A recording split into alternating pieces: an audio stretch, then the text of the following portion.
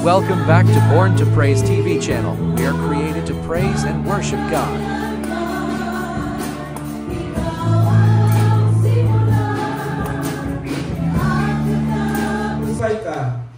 Gitistify nimo ang kaayos Ginoo. Hallelujah. Daghang mga opportunity, mga panalangin ihando sa Ginoo nimo. Kanuman mahatlok ang kawaisog mo di ay pundi. Mukhaon man. Ang kaaway espiritu na di makita, pero mas gamhanan ang espiritu sa Dios. Hallelujah. Gamhanan ang espiritu sa Ginoo.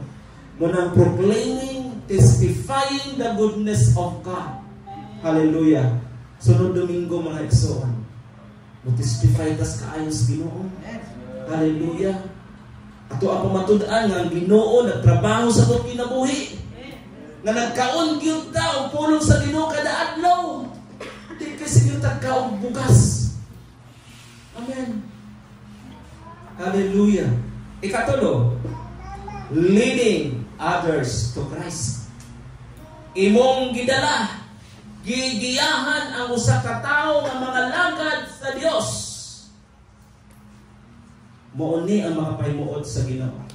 Daniel chapter 12 verse 1.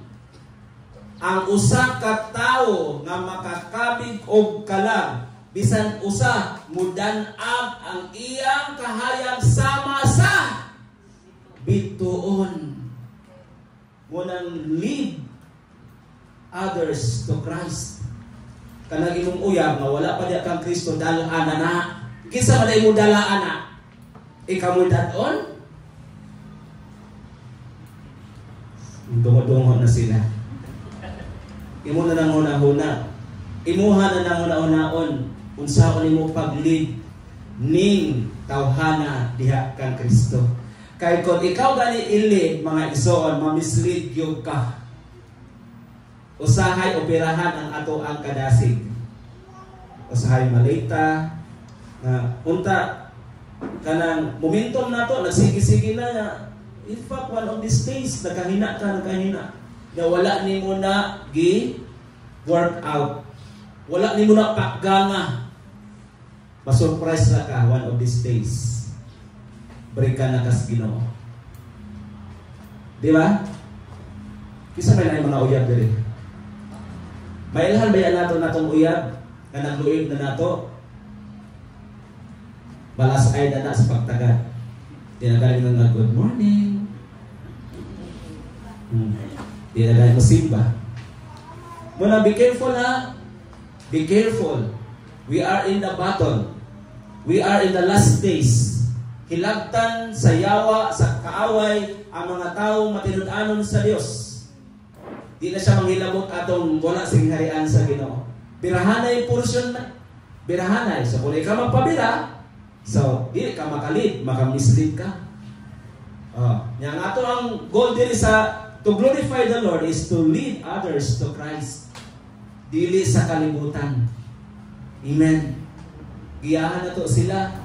Dili pwedeng kita may giyahan pa sa kalibutan. Dito natagikan.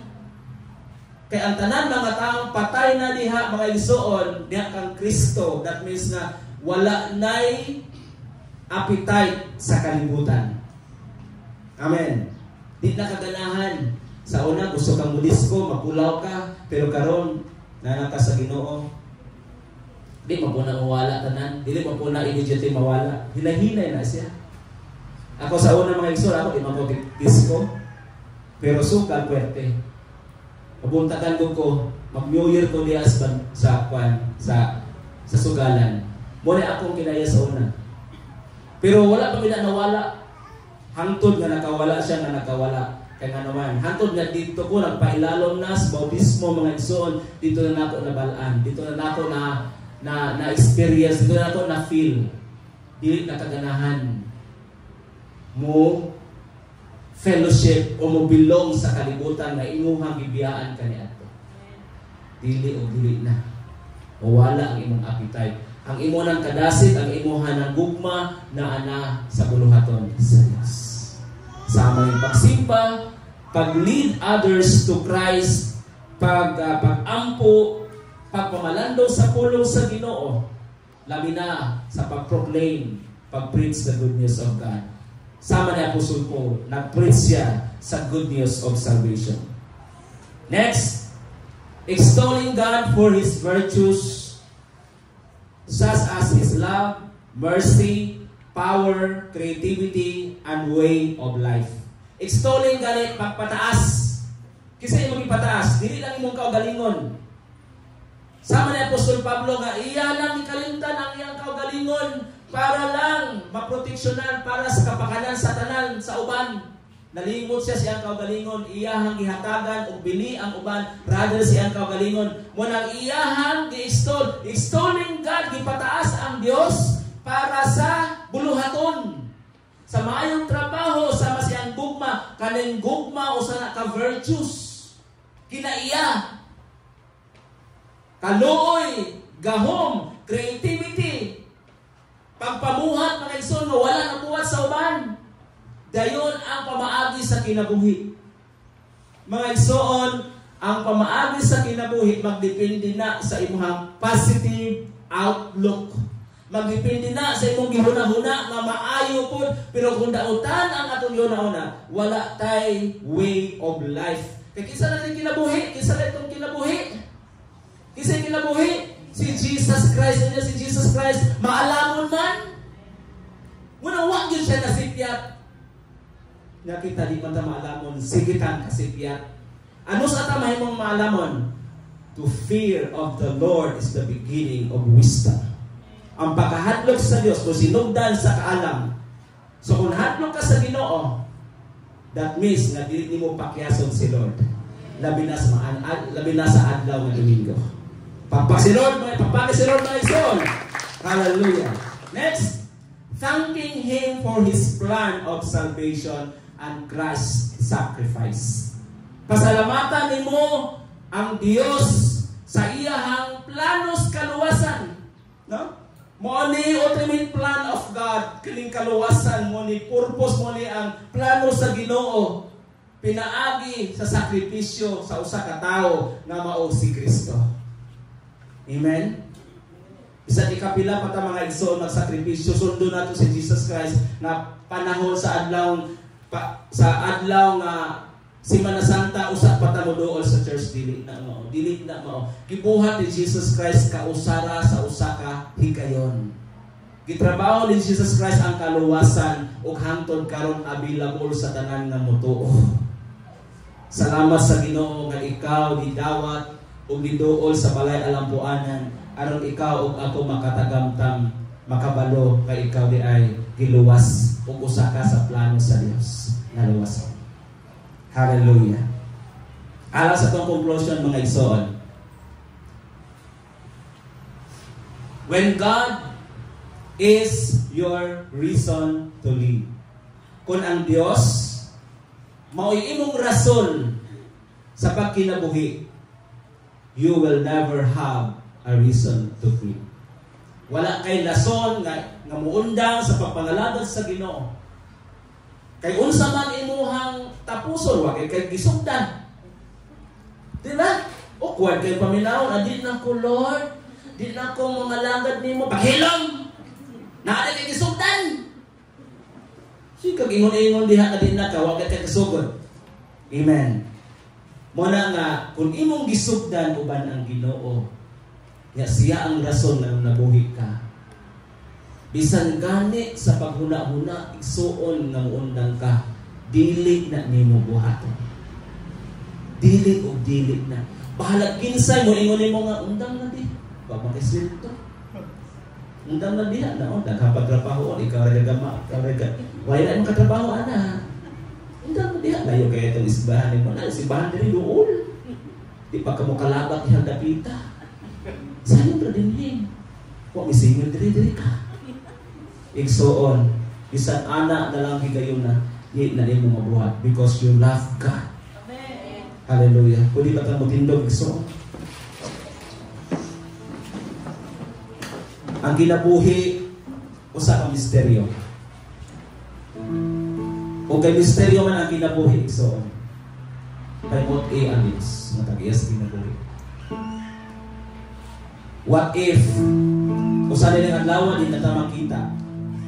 What if usa din ang adlaw bawian tas kinabuhi. Unya kumpiyansa ta. Wa ta magtuo, kaduka-duka tas papangalagad sa Ginoo. Irresponsable ta.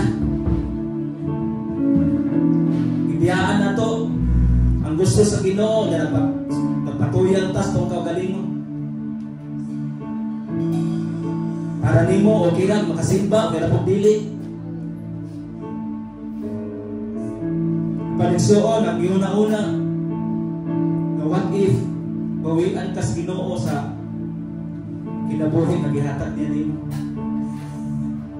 So dili di ka makapanagang ani kung ang Dios may mubawi.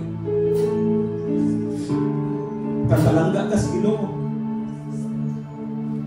Kay karon nakahanggap ka sa labas nga hangin. Kadumog ka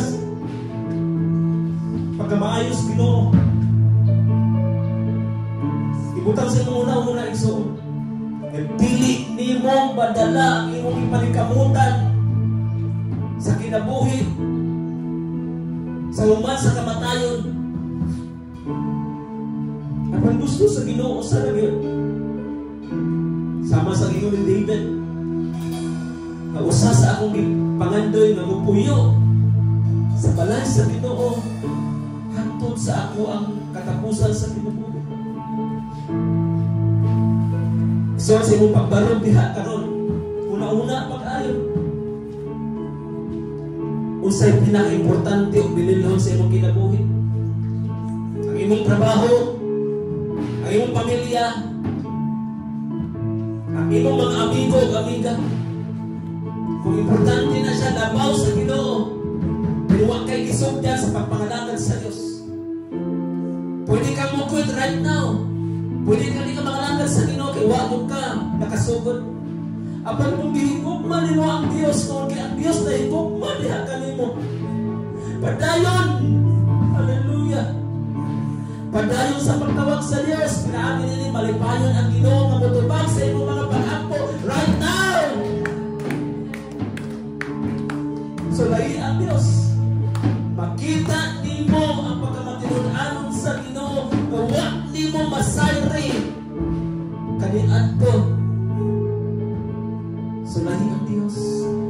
Taste the goodness of God and you will see.